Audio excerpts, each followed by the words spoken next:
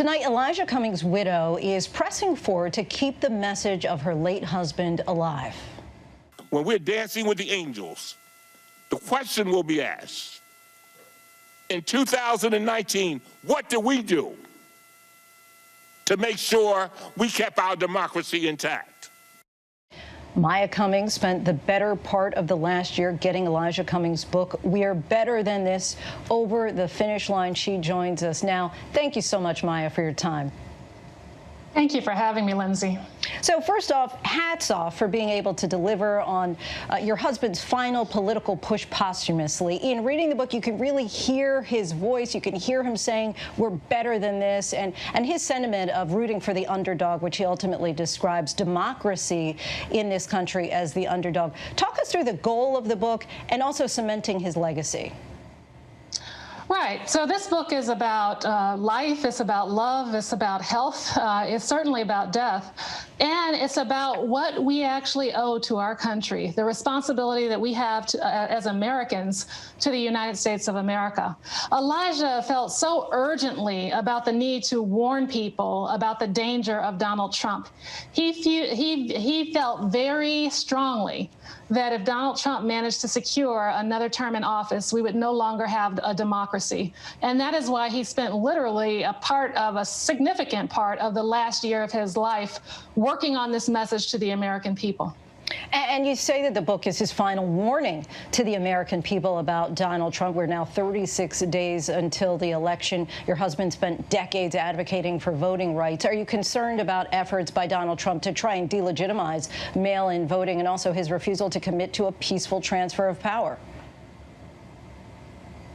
Elijah would not have been surprised, and neither am I, about Donald Trump's behavior. Elijah took the measure of the man and found him sorely lacking. He viewed his character as being beneath what we actually deserve and need as a country. And so with that, you know, he would have considered all of these efforts to actually delegitimize the election in advance, to actually create all these trial balloons to the American people that there will be a contested election. And even the effort around replacing Ruth Bader Ginsburg as a danger and a threat to democracy, because what the president seems to be doing is actually trying to game the Supreme Court in anticipation of a contested election reaching that body. And so with that, you know, none of this was a surprise to Elijah. He would have wholeheartedly, you know, been out in the forefront making sure that people knew that this was a part of the nefarious strategy of our president and that we needed to stop him before he destroys our democracy completely. And your husband tried to reach across the aisle as much as he could. He talked about those bipartisan efforts in the book. As we enter an increasingly divisive time and prepare for a controversial Supreme Court nomination process, as you just mentioned, are you concerned and worried that old school bipartisanship may no longer be possible as it once existed? So Elijah was definitely worried, and so am I, that we have partisan asymmetrical warfare happening, with the Republican Party seeming to only care about holding on to power and not caring about patriotism, our Constitution, or our country. And he's calling on Republicans and Democrats and independents everywhere to not just find common ground, but to rise to higher ground, realizing that this is bigger than all of us. This is for our future. This is for our nation. This is for our children. And he would have encouraged Republicans, wherever they might be, who are having some form of cognitive dissonance, knowing that what the president's doing is not right, to actually step up and break ranks and refuse to reelect this president or accommodate him. He deserves to be held accountable.